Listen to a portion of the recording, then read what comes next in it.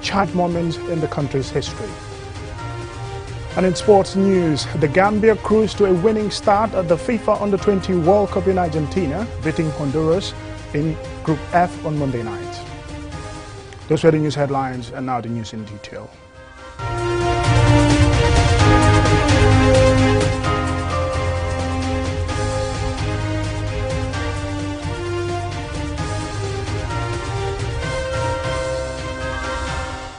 Welcome and thank you for joining us. This is QTV News. 23rd of May each year is marked as the International Day to End Obstetric Fistula.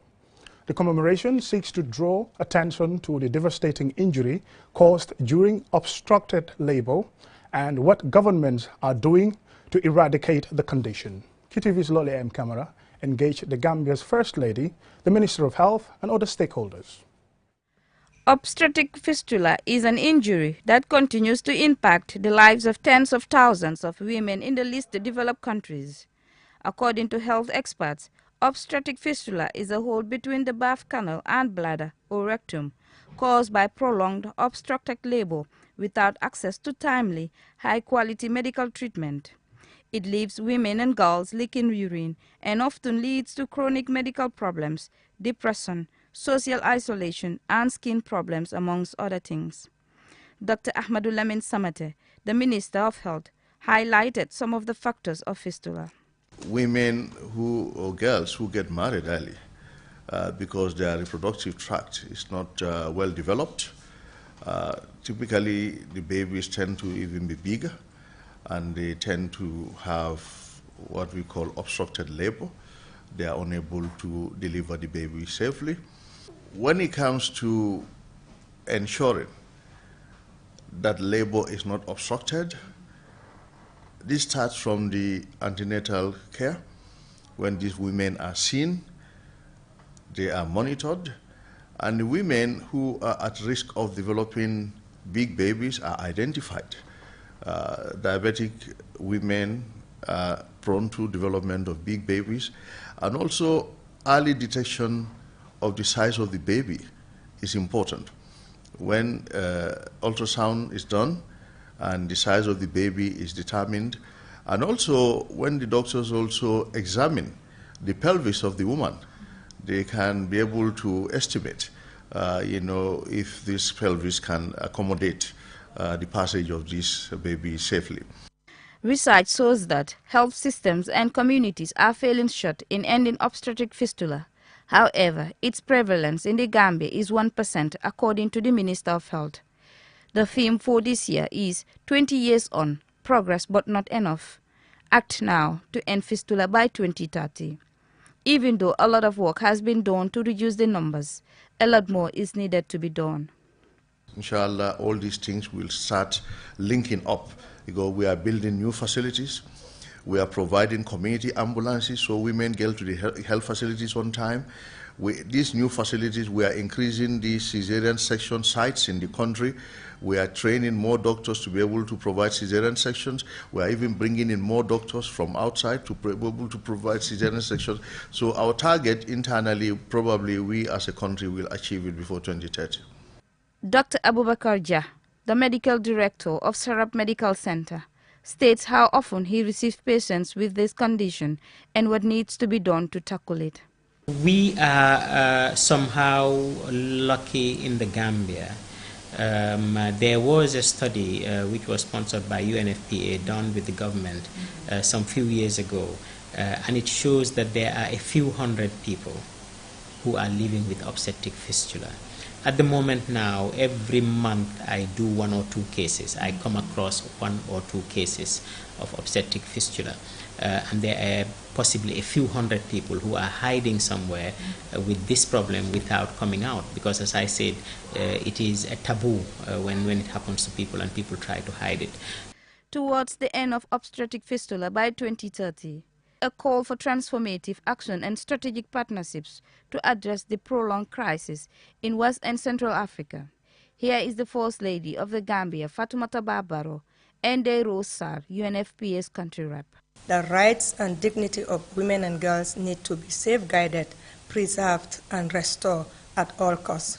Like many countries, obstetric fistula treatment, which includes surgical repairs, social integration, and rehabilitation, is lacking and should be made a priority in the Gambia and elsewhere. The first one is to make sure that we train the right people. So UNFPA with the Ministry of Health make sure that we train properly midwives and nurses, health workers, to be able to determine and which are the pregnancies that are at risk. Because as you know, obstetric fistula is nothing more than something that happens when the woman doesn't deliver in a particular setting on time. For QTV News, Lolly M. Kamara. The CEO of Gambia, Angola, China, Hajj Global Training Company, Abubakar Jawara, presented a check for $250,000 on Monday to support the first international surgical conference to be held at the Edward Francis Small Teaching Hospital on the 26th and 27th of May 2023. Lena E. Igwenyipa reports. This presentation comes following the Donors Forum organized by the Edward Francis Small Teaching Hospital in collaboration with FAB Foundation and the UTG, where appeals were made to raise funds for the event. Abubakar Jawara highlights the reason for this donation and the need to invest in the health sector. This is very, very important to us. As country, Gambia is belong to all of us, and we need to support each other.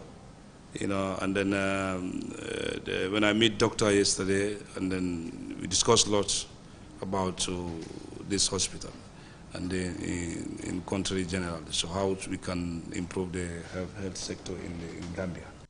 Dr. John N. Jabang, Senior Consultant Neurosurgeon and Head of Department of Surgery at EFSTH, expressed appreciation and called on other philanthropists to support.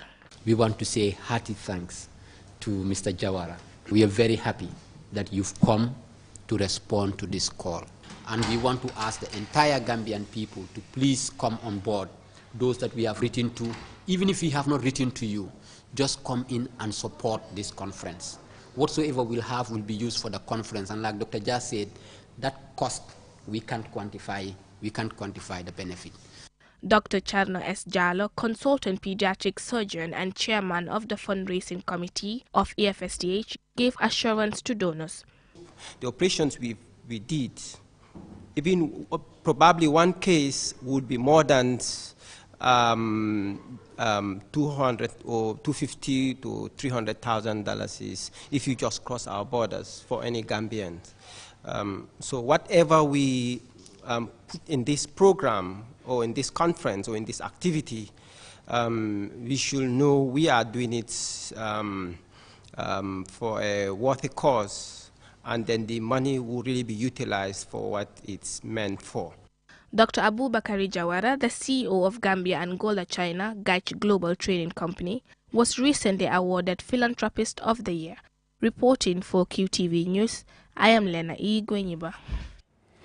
The National Hajj Commission of the Gambia, in collaboration with the Ministry of Religious Affairs, held an orientation program on Sunday for stakeholders for the 2023 Hajj in the Kingdom of Saudi Arabia. More in this report by Babukar Sise. الحج أشهر معلومات فمن فرض فيهن الحج فلا رفث ولا فسوق ولا جدال في الحج. The meeting was attended by the 13 accredited Hajj operators in the country, Hajj guides and intending pilgrims. Dr. Baba S. Sise preached about the spiritual aspect of Hajj, including the reward Allah attaches to Hajj. Buba Sanyang, the permanent secretary at the Ministry of Religious Affairs, explained some of the new strategies implemented for this year's Hajj. We have seen over the years there is a lot of issues concerning prices of hotels, catering. We have this year come up with a strategy in order to rationalize the Hajj operation and also the cost. We have come up with a strategy to have all Gambians on one hotel and having one contract. Equally, we are using one airline, and also we are going to hire from the same caterer. Sheikh Alu Cham, an Islamic scholar, spoke about jurisprudence aspect of Hajj and the challenges pilgrims should expect while in Makkah. P.S. Sanyang has this advice for Hajj operators, guides, and intending pilgrims. Hajj operators, they should know that they are entrusted with a very huge responsibility. People pay their money to them. They should always charge within the price quoted by the National Hajj Commission. If you come to the Hajj guides are very, very important. They should listen to the command of the Amirul Hajj. Amirul Hajj take charge, and then he will give directives, and then he will have a group where we will group Hajj operators into different committees. These committees will have heads, and they will be able to coordinate so that the work for Gambians becomes easy and represent all Gambians. And the pilgrims, we will say that they need to listen. They need to listen and also take advice. Let them not start moving on their own. Muhammad Salih Ba preached about the code of conduct and ethics of the holy cities to be observed by all pilgrims. The Religious Affairs PS urges Hajj operators and guides to operate with professionalism and dedication to service. We are very much so that the Hajj Commission also will play the supervisory role, and they'll be monitoring. And this time we want to score people. Either the companies, we're going to score them, based on which they will be considered for reapplication or continued process. Also, the Hajj guides, there will be scores for them. If they score well, then that will be an opportunity for them. When they apply again, it will be an added advantage. The chairman of the National Hajj Commission, Imam Ibrahim Jaju, reminded Hajj operators, guides, and intending pilgrims of the task ahead and advised them to work as a team to achieve their common goal. According to the National Hajj Commission, the first Hajj flight will depart from Banjul International Airport on the 15th of June. سبحان ربك رب العزة عما يصفون وسلام على المرسلين والحمد لله رب العالمين. Babakar Sise, QTV News. We'll now go for a commercial break, and when we return, we'll still have some more local, international, and sports news stories. Do stay tuned. Don't go anywhere. To make sure your company's products and services reach your potential customers, it is essential that you choose the right channel for your marketing purposes. QTV has the widest reach locally and beyond, and we can give your business the visibility it needs. Call QTV Marketing on +220 324 4444 or email us at marketing@qtv.gm and take your business to the world.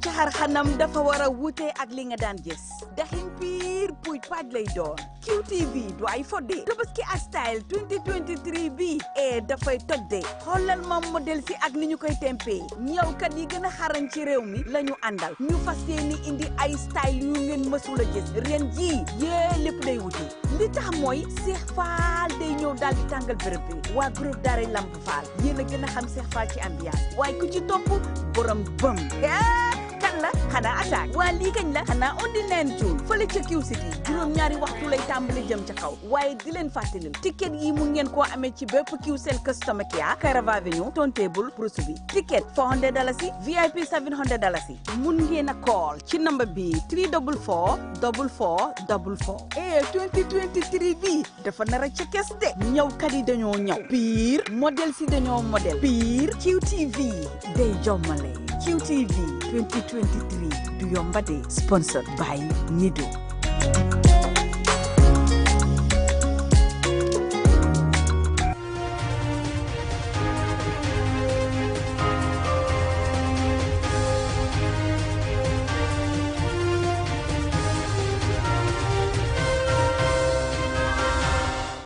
Welcome back, and thank you very much if you're just joining us. This is QTV News. A day-long free cervical cancer screening for women was organized at the Canifing General Hospital by the National Cancer Control Program at the Ministry of Health in collaboration with Canifing General Hospital and other partners. Julden Jai attended, and this is her report. Cervical cancer is the fourth most frequent cancer in women, with an estimated 604,000 new cases in 2020. Of the estimated 342,000 deaths from the disease in the same year, About 90% occurred in low and middle-income countries. The majority of cervical cancer cases, more than 95%, are due to human papillomavirus, HPV. Dr. Fatoumata Diba, Assistant Director of Health Services, explains the motive for the free screening. We know that the services are available within the country, but we also realize that people are not coming out. So people are not coming out to seek for the services, so the ministry feels that it is better we now go and reach out people and tell them the services are available, create awareness, and then, like I said, we want to make sure that women come out to get screened, because cervical cancer is a big burden in this country. It is actually one of the leading causes of cancer in women in the Gambia. Dr. Keba S. Bojang, Program Manager for the National Cancer Control Program at the Ministry of Health, says they are planning for a nationwide intervention. This is the first time we are looking at least 200 female. We want to screen 200. Then from here we are going to learn from the experiences we are going to gain from this to see how we can replicate the best we have here in other places. Dr. Patricia Bacon, the Program Director of Go.Go, explains more about cancer. Everyone has the HPV virus in their body at some time in their life, but a lot of people pass the virus. It's like any virus you might get. But in some people, whether you're immunocompromised or for whatever reason, you have the virus live in your body and it changes the cells. So within 15 years, it can go from a virus to actually precancerous cells or cancer.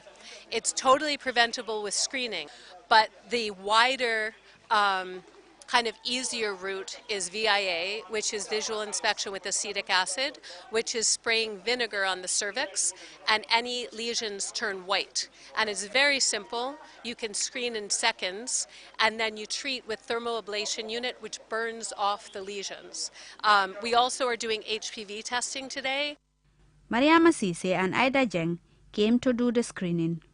It's very important to be here today, because as a woman, we are so attached to such diseases, especially infections. I am not experiencing any symptoms. I just came to know my health status. Binta Kinte has already been screened. The process is not painful, and it takes only 5 minutes. This is the third time I am doing the screening. I call on my fellow women to come and get screened, because prevention is better than cure. The Cancer Confrontation Care and Consolation is a charity organization that provided the thermocoagulators devices used in the screening and are also used in the treatment of cervical cancer. For QTV News, I am Juldenjai. From that report, now to international news.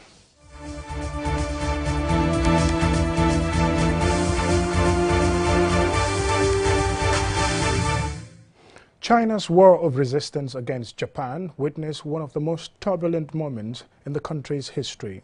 QTV's Mahmoud Amin Choi visited the Chinese city revered as China's revolutionary Holy Land. Located in the Lucis Plateau of the north-central province of Shaanxi is Yan'an, the cradle of the Chinese Revolution and New China. It is a sacred place for the Communist Party of China. In 1935, this was the refuge for Mao Zedong's Red Army during the Sino-Japanese War. At that time, like many residents of this remote city, Chairman Mao and his party officials lived in caves from where he led the Red Army and launched counter-offensive against their enemy. 1934 to 1935 saw the mass retreat of communists from their base in southeastern Jiangxi, having been pushed out by a series of encirclement campaigns led by the nationalist forces, which were aligned with forces of Nazi Germany. It was this situation which resulted in the epic Long March, which reportedly traversed 9,000 kilometers over 370 days or 1 year and 6 days, from 16 October 1934 to 22nd October 1935, which led to Yan'an becoming the resistance command center. In Yan'an, Communist Party officials mobilized tens of millions of peasants in the region and built up an army that would lead to a victory and the establishment of the People's Republic of China in 1949, 14 years after arriving in the remote city. Living in these caves with his Communist Party officials, Chairman Mao studied and wrote practical topics ranging from military tactics, philosophy and party building to political economy.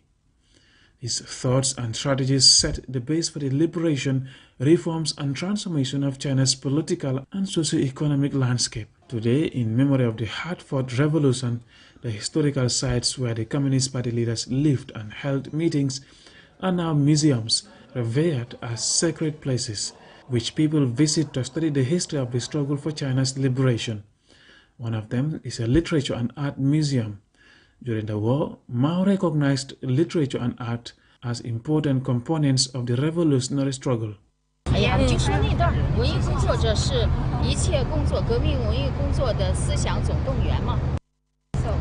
Art and literature workers are also soldiers in the front line, and art and literature are the powerful tools we use to mobilize people.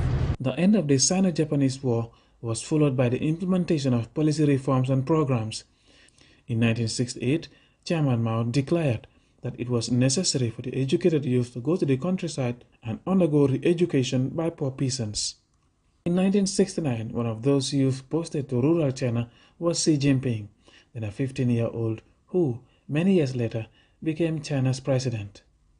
It was in this village called Lianjiahe where the young Xi was sent, and he lived in this cave, slept on a flea-infested bed and helped the village in agricultural and social services for 7 years. Hanging on the walls of the room where he lived in the village is a photo of Xi Jinping and his batch of colleagues who came to the village. After joining the Communist Party in 1974, Xi would later become the Communist Party chief of the village, given his leadership characteristics.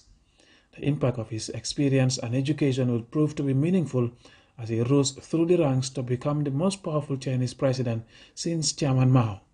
Mahmoud Lamin Choi, QTV News, Yan'an, Shaanxi Province.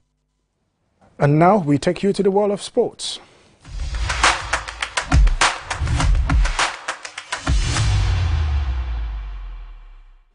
The Gambia cruised to a winning start at the FIFA Under-20 World Cup in Argentina, winning 2-1 against Honduras in Group F on Monday night. More in this report. Adama Bojang marked his debut in the FIFA Under-20 World Cup in Argentina with 2 goals in a trailing encounter against Honduras. Leading the young Scorpions attack, Adama Bojang controlled and fired in a wicked left-footed shot into the net to give the Gambia the lead just 20 seconds after the start. It is the fastest goal scored in this year's tournament. Honduras responded in the 5th minute with a Marco Ashituno header when he was left unmarked from a cross to shake the young Scorpions out of any sense of complacency. The Gambia had a scintillating attacking display, but were wasteful in their chances. Both sides, it must be said, played some lovely football, with Gambia always the more threatening of the two sides. The young Adama Bojang would break to score his second goal in the 84th minute, after moments of sustained pressure from the young Scorpions. The Honduran keeper had already saved one shot moments before and did so again, only for the ball to Adama Bojang, who blasted home from close range. 3 minutes later, Hondurans thought they had drawn level when lively substitute Daniel Carter glanced in a header. After a 4-minute VAR check, the goal was overruled for a barely noticeable offside. This is how Adama Bojang and coach Abdoulaye Bojang reacted after the game. Yeah, first of all, as you can see, it's a great feeling for me coming to the World Cup, representing my nation and scoring a brace for the country, and much more, having the 3 points. So, as you can see, for me, it's a great feeling. There is no word to describe the moment for me right now. Coming to the World Cup, showing my talents to the world, it's a great feeling for me. Yeah, it's a very good performance from the boys. Looking at the game, I think we created more chances, dominated the game.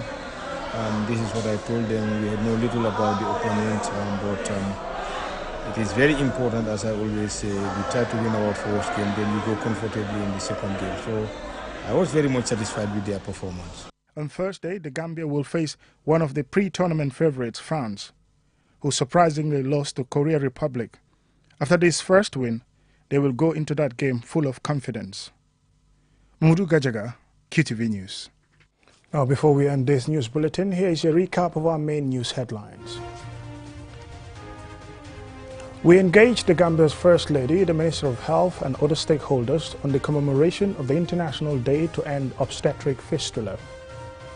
The CEO of Hajj Global Trading Company, Abubakar Jawara, presented $250,000 on Monday to support the first international surgical conference to be held at the Edward Francis Small Teaching Hospital later this month. The National Hajj Commission, in collaboration with the Ministry of Religious Affairs, held an orientation program on Sunday for stakeholders for the 2023 Hajj. And in international news, we looked at China's war of resistance against Japan, which witnessed one of the most turbulent moments in the country's history. And in sports news, the Gambia cruised to a winning start to the FIFA Under-20 World Cup in Argentina, beating Honduras 2-1 in Group F on Monday night. That's it for the news at the moment. Thank you very much, but don't forget to join us at 10 for another bulletin.